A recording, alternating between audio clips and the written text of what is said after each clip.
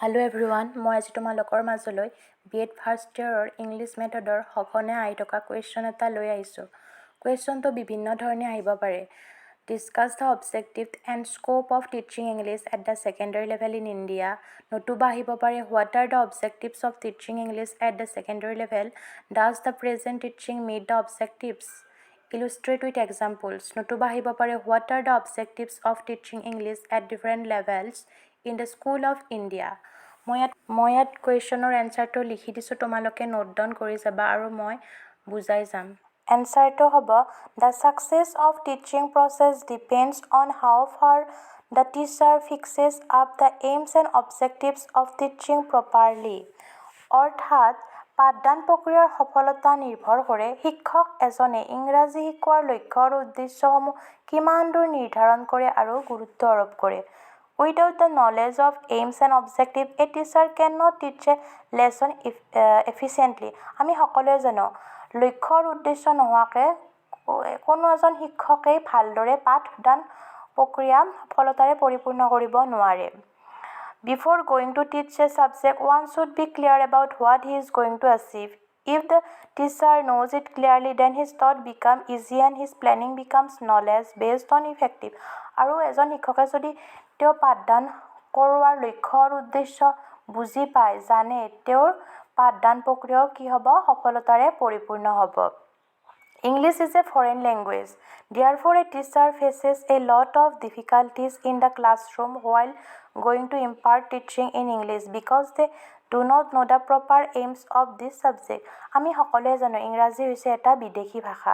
সেয়েহে পাঠদান প্ৰক্ৰিয়াত শিক্ষক এজনে বিভিন্ন ধৰণৰ আহ্বানৰ মুখামুখি হয় বা বিভিন্ন ধৰণৰ সমস্যাৰ মুখামুখি হয়, কিয়নো তেওঁলোকে ভালদৰে নাজানে ইংৰাজী শিকোৱাৰ লক্ষ্য আৰু উদ্দেশ্য, যিহেতু এইটো এটা বিদেশী ভাষা। As prescribed by the Official Language Commission, English is to be taught in our schools primarily as a language of comprehension.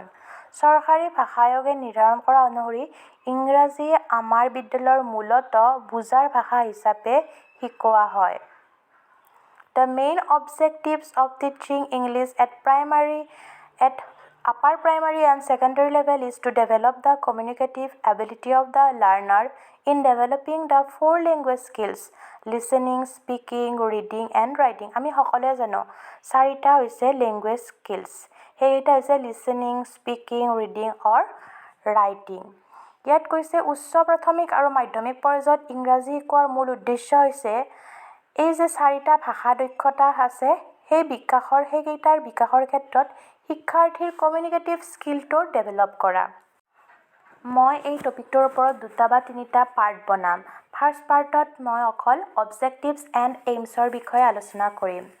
এতিয়া চাবা, following are the general aims and objectives of teaching English at the secondary and higher secondary school level.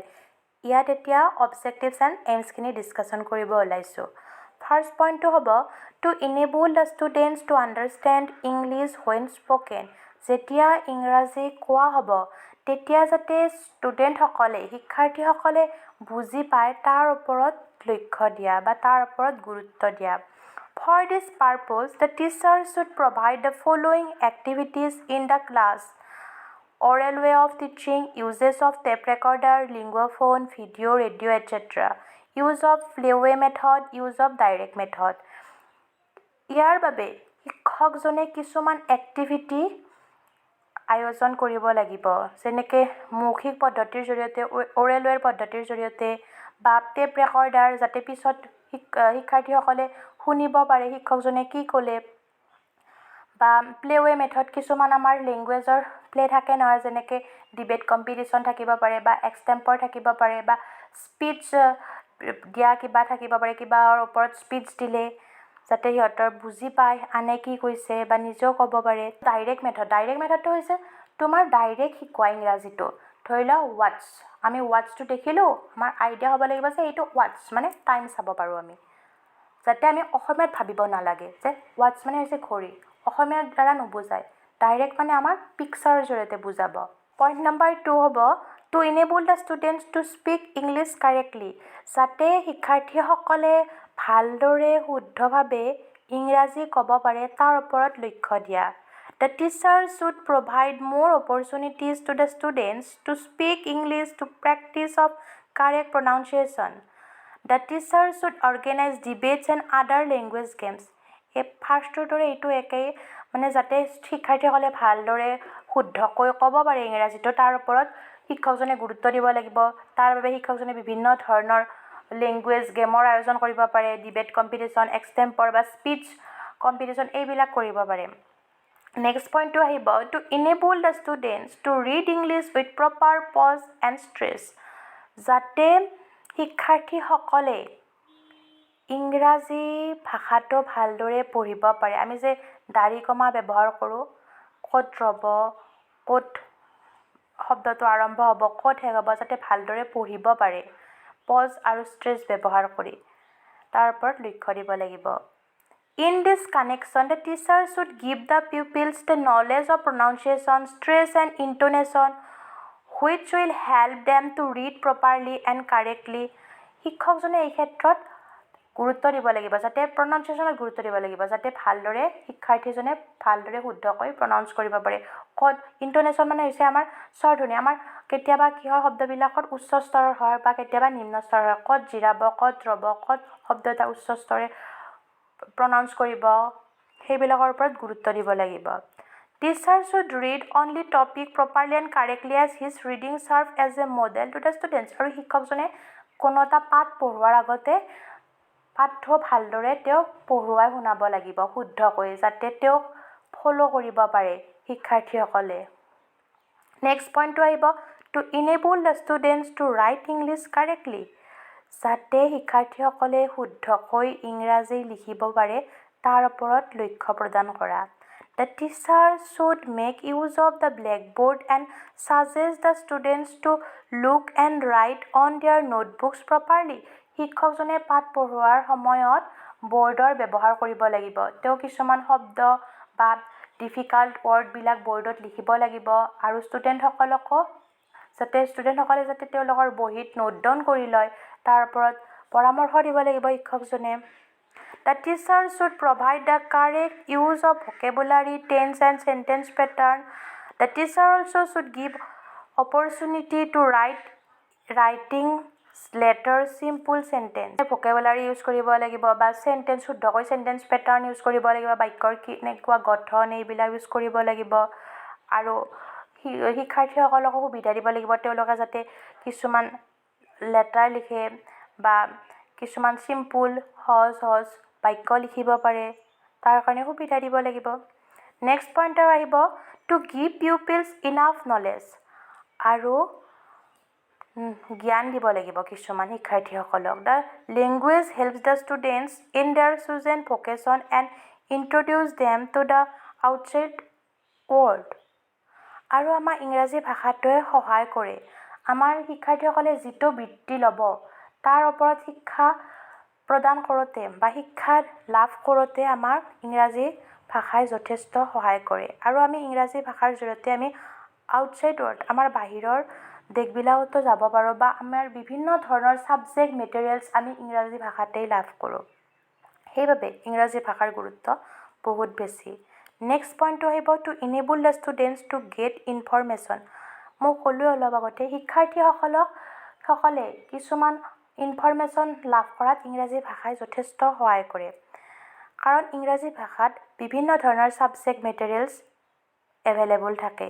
যেনেকৈ আমি ইংৰাজী ভাষাত dictionary লাভ কৰোঁ, থিচাৰ্ছ লাভ কৰোঁ, library, internet আদিতো কি হয় ইংৰাজী ভাষাৰেই ব্যৱহাৰ যথেষ্ট। নেক্সট পইণ্ট আহিব to develop curiosity and creativity. আমাৰ ক্ৰিয়েটিভিটি পাৱাৰটো কিউৰিয়চিটি লেভেলটো বঢ়োৱাত আমাক গুৰুত্ব আৰোপ কৰিব। The teacher should help the students to develop curiosity and creativity through extensive reading. শিক্ষকজনে এক্সটেন্সিভ ৰিডিং মানে হৈছে আমাৰ ডিটেইল ষ্টাডি। আমি ডিটেইল ষ্টাডি ইংৰাজী ভাষাৰ ডিটেইল ষ্টাডি কৰাৰ ক্ষেত্ৰত আমাৰ কি হ'ব শিক্ষাৰ্থীসকলৰ ক্ৰিয়েটিভিটি পাৱাৰটো বা কিউৰিয়চিটি লেভেলটো আমাৰ কি হ'ব বাঢ়ি যাব। টু ৰিভিউ নেক্সট পইণ্টটো হ'ব to review their own works. আৰু শিক্ষকসকলৰ নিজৰ কামখিনি পুনৰ চোৱাৰ বাবে বা ৰিভিউ কৰাৰ বাবে সহায় কৰে বা গুৰুত্ব আৰোপ কৰিব লাগিব। In this connection the teacher can able to review, organise and modify their own works.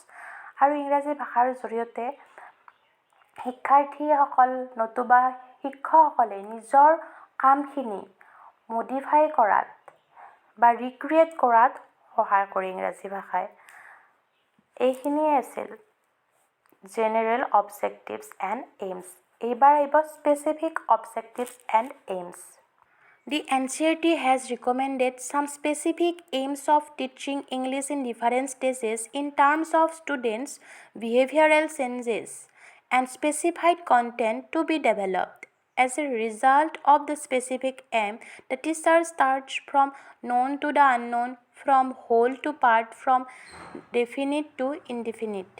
NCERT-এ পাঠদান প্ৰক্ৰিয়াৰ ওপৰত গুৰুত্ব আৰোপ কৰি আৰু শিক্ষাৰ্থীৰ পাৰ্চনেলিটিৰ ওপৰত গুৰুত্ব আৰোপ কৰি কিছুমান স্পেচিফিক এইমছ আগবঢ়াইছে। তাৰ ভিতৰত এটা পইণ্ট হৈছে ন'ন টু আনন'ন।